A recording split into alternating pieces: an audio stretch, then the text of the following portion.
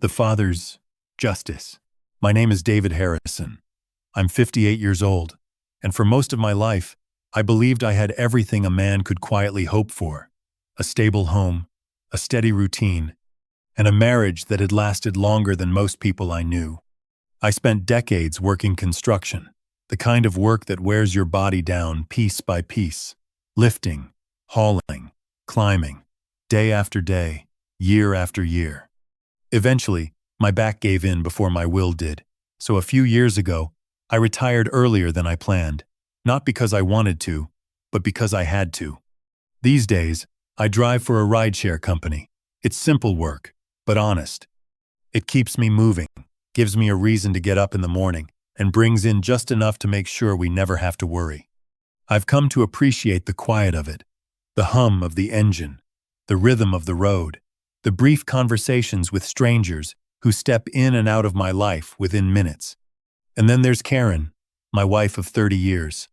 If you asked me back then, I would have told you she was the most reliable thing in my life, the one constant. The person who stood beside me through every hard season, every long shift, every sacrifice we made to build something that was ours. We weren't rich, not even close, but we had a house we paid off over 25 years.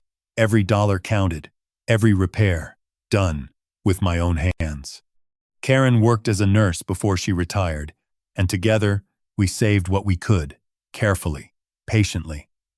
The way people do when they're planning for a future they believe in. December had always been our time. The lights, the music, the quiet excitement of the holidays approaching, it brought something softer out of both of us. Karen would decorate the house the same way every year, placing each ornament as if it held a memory. I'd handle the small things, fixing what needed fixing, checking the heater, making sure everything ran the way it should. There was comfort in that routine, a kind of peace you don't question when you've lived inside it long enough. Looking back now, I realize that was the moment I trusted my life the most. Right before everything began to fall apart. That afternoon, I decided to head home earlier than usual. I had already hit my numbers for the day, and the streets were quieter than normal. The kind of slow, calm rhythm that makes you think about going back to something familiar. I remember thinking Karen would be surprised to see me walk in before sunset. She always liked those small moments, the unexpected ones. As I turned onto our street, something felt off immediately. There was a car in our driveway that I didn't recognize. A black sedan, newer model, clean, expensive looking. It didn't belong to any neighbor I knew. I slowed down without realizing it, my eyes fixed on the house. Through the front window, I could see movement inside. Silhouettes shifting, people walking back and forth, like they were in the middle of something important. Karen never had visitors without telling me. Not once in 30 years. I didn't pull into the driveway. Instead, I parked a little further down the street and stepped out slowly, closing the door without making a sound. Every instinct in me told me not to rush, to look first, understand later. As I got closer to the house, I heard voices coming from inside. Low, controlled, professional. Not the kind of casual conversation you have with friends. This was different, structured, purposeful, like a meeting. And then I saw Karen. She was sitting on the front porch steps, alone. Her shoulders were shaking, her head lowered, and her hands pressed tightly together in her lap. For a second, I didn't move. I just stood there, trying to process what I was looking at. In all the years I'd known her, Karen wasn't someone who broke down easily. Seeing her like that, it didn't fit. "Karen," I said quietly as I walked up beside her. She flinched. Actually flinched, like she wasn't expecting me at all. Her eyes were red, her face pale, and when she looked at me, there was something behind that expression I couldn't place. Not just sadness, something closer to panic. "David, you're home early," she said, her voice uneven. "What's going on?" I asked, keeping my tone calm. "Why are you out here?" Before she could answer, a voice came from inside the house. "Mrs. Harrison, we really need to move forward with this today. The estate planning documents require your husband's signature, and we should finalize the medical evaluation timeline." Estate planning. Medical evaluation. The words landed heavier than they should have. Karen's hand tightened around mine for a brief second, then loosened, like she wasn't sure whether she should be holding on at all. I didn't say anything right away. I just listened. Another voice followed, softer but equally firm, discussing timelines, documentation, capacity, and future protection. It sounded rehearsed, practiced, like they'd had this conversation before. Without me, a quiet unease settled in my chest. It wasn't loud, it wasn't panic. It was something slower, colder. The kind of feeling that doesn't come from what you see, but from what you realize you're not being told. The front door opened before I could ask another question. A man stepped out first, mid-40s, sharp suit, polished shoes, the kind of confidence that comes from being used to control. Behind him was a woman, older, carrying a leather briefcase, her expression calm but clinical, as she had already formed an opinion. "Mr. Harrison," the man said with a practiced smile, extending his hand. "Ethan Cole, I'm an estate attorney. Your wife has told me quite a bit about you." I didn't take his hand. Instead, I looked past him, into my own living room, where documents were spread across the table as something had already begun without me. "About what?" I asked. Ethan didn't hesitate. "About protecting your assets. At your stage in life, it's important to put safeguards in place, for both of you." The woman stepped forward slightly. "I'm Dr. Helen Ward," she said. "I specialize in cognitive assessments. Your wife expressed some concerns about recent changes in your behavior." Concerns. The word lingered in the air longer than it should have. "What kind of concerns?" I asked, my voice steady. Karen stood up beside me, but she didn't meet my eyes. "David, you've been forgetting things," she said quietly, "getting confused sometimes, losing track of simple details." I stared at her. "Forgetting things?" I repeated. "Like what?" She hesitated, just for a second too long. "Last week, your keys," she said. "And the other day, you asked what day it was. You've been more irritable lately." I felt something shift inside me. Not anger. Not yet. Something colder. "Karen," I said slowly. "I looked for my keys for 2 minutes, and I asked about the day because I was scheduling an appointment." Ethan nodded, as if I had just confirmed something. "Difficulty recognizing changes is often part of the pattern," he said smoothly. "That's exactly why we recommend acting early." Difficulty.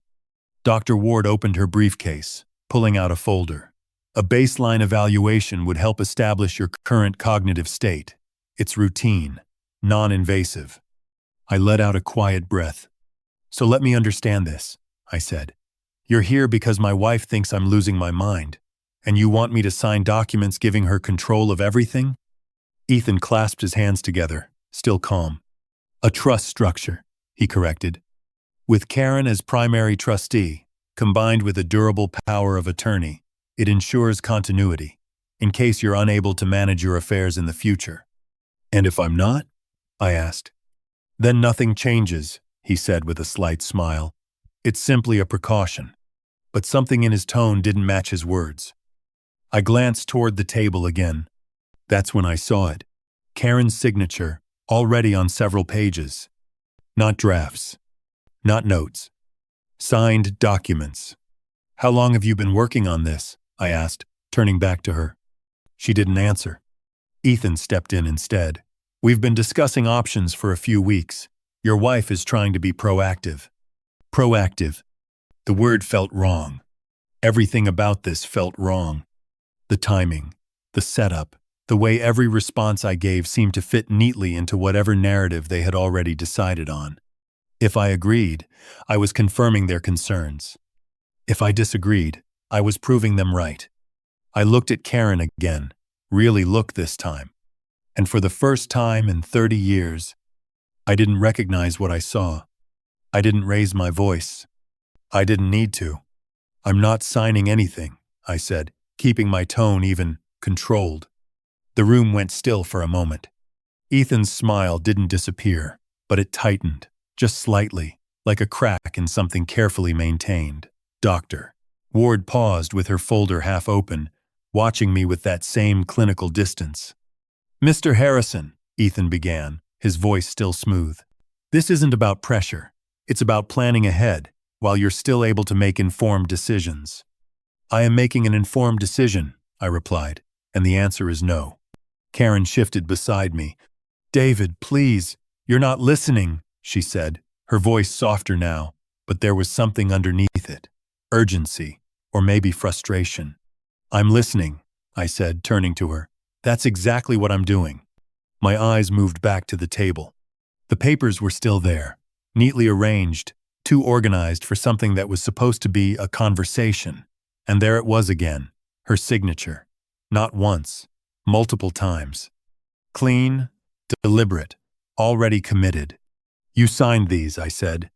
Karen hesitated. Just preliminary documents, she answered. Nothing final. That's not what it looks like, I said quietly. Ethan stepped forward again, reclaiming the space like he was used to doing. They're standard consultation forms, he said. Nothing legally binding without your approval. But he moved a little too quickly as he gathered the papers. Too careful. Like he didn't want me to read them any longer. That small movement said more than anything else in the room. I think this meeting is over, I said. Dr. Ward closed her folder with a soft snap. Your reaction right now is concerning, she said. Heightened defensiveness can indicate.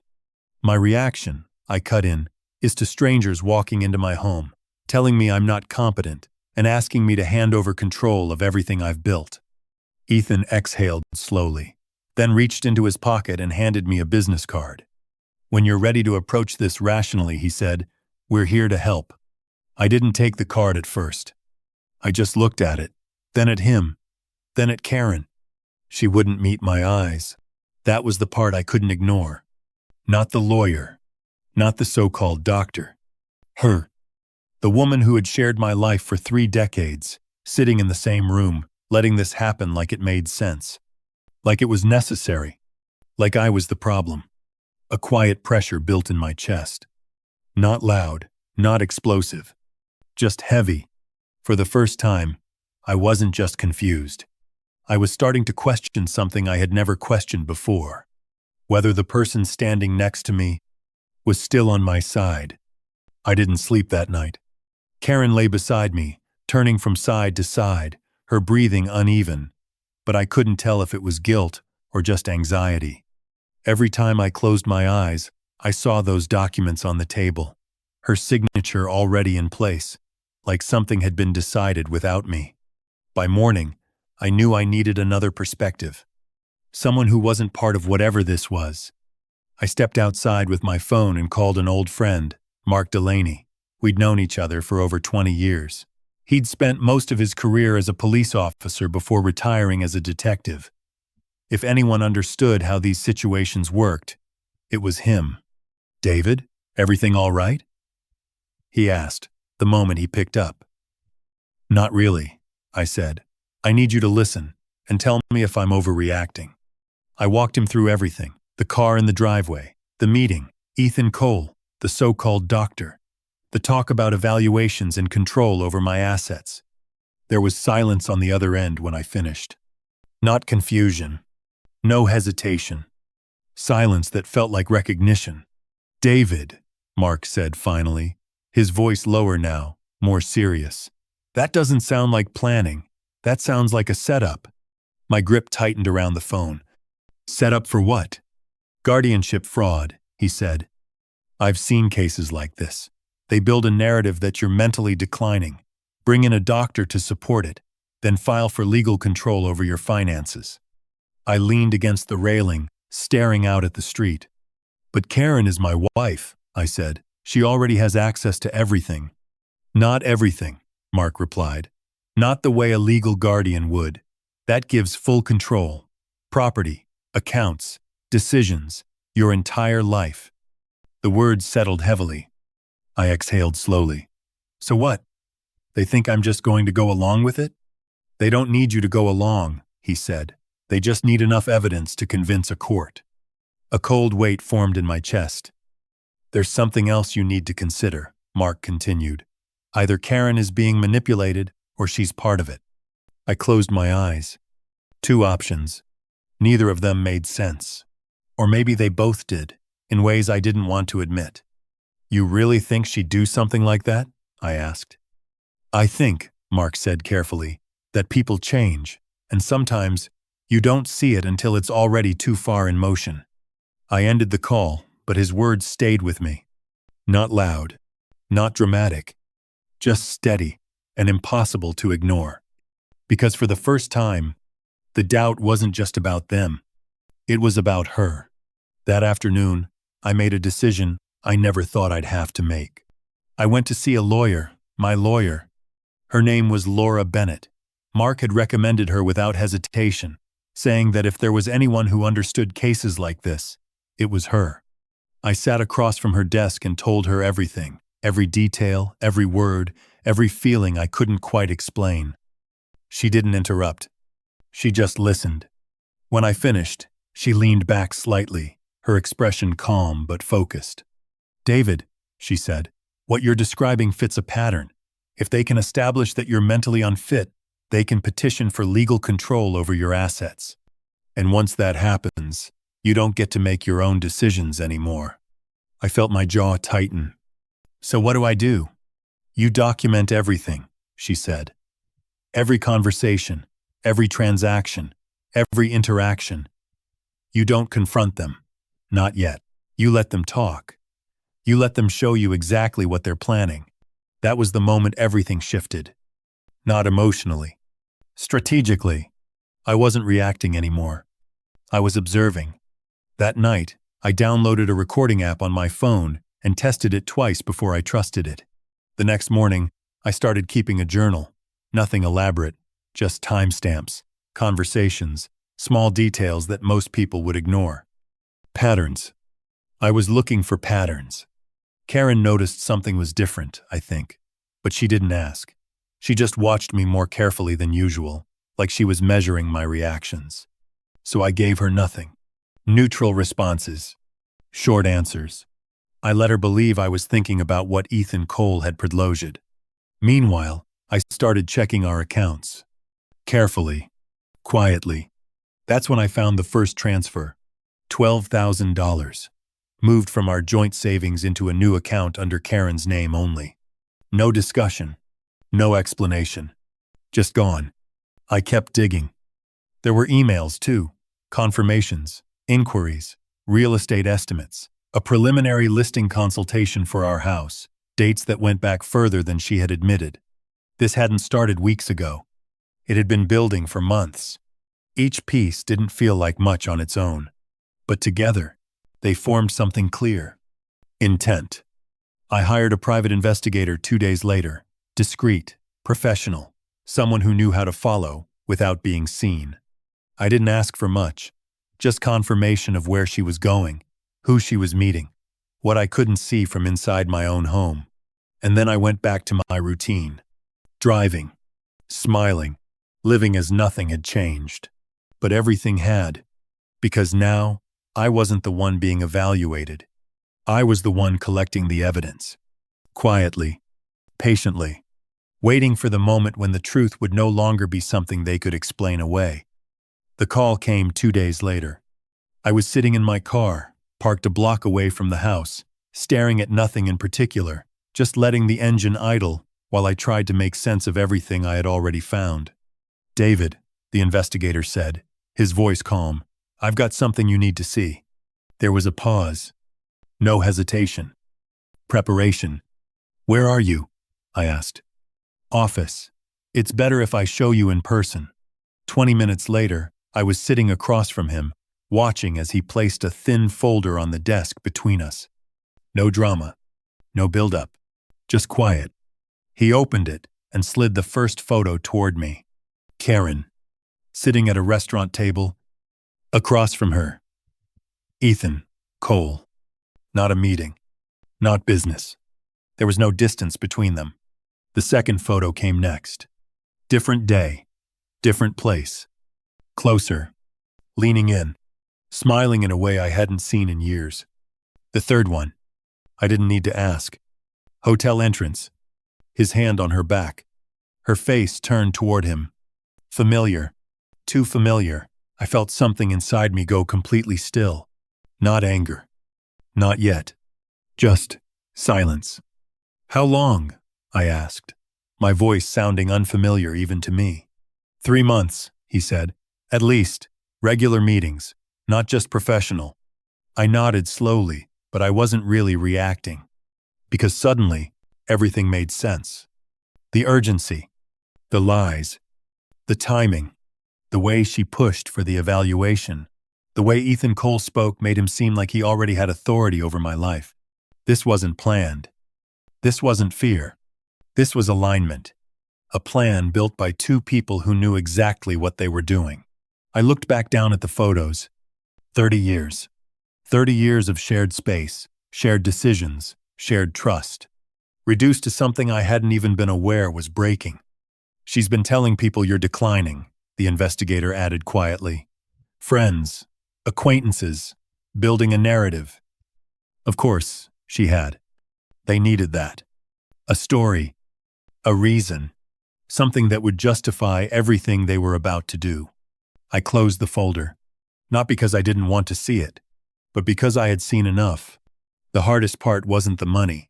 It wasn't even the betrayal itself. It was realizing that this hadn't happened in a moment of weakness. It had been planned, step by step, behind my back, while I was still sitting at the same table every night, believing I knew the person across from me. I stood up slowly. Thank you, I said. He nodded. I walked out of that office into the same world I had been living in just hours before. Same streets, same air, same routine. But something fundamental had shifted. Because now, there was no more doubt, no more confusion, only clarity. This wasn't something I needed to understand. It was something I needed to finish. I didn't confront her. Not that night. Not the next morning. Instead, I went back to Laura Bennett's office and placed the folder on her desk without saying a word. She opened it, studied each photo carefully, then looked up at me. Now we know, she said. I nodded once, so we move. What followed wasn't emotional. It was precise, calculated. Laura outlined the strategy step by step. You don't fight this head on, she said. You let them believe they're winning. You give them exactly what they expect, while we take away everything they think they're about to gain. So I did something that would have felt impossible just days earlier. I agreed. That evening, I told Karen I had been thinking about everything Ethan Cole proposed. The trust, the power of attorney, the evaluation. I don't want to fight you on this, I said quietly. If this makes you feel secure, I'll cooperate.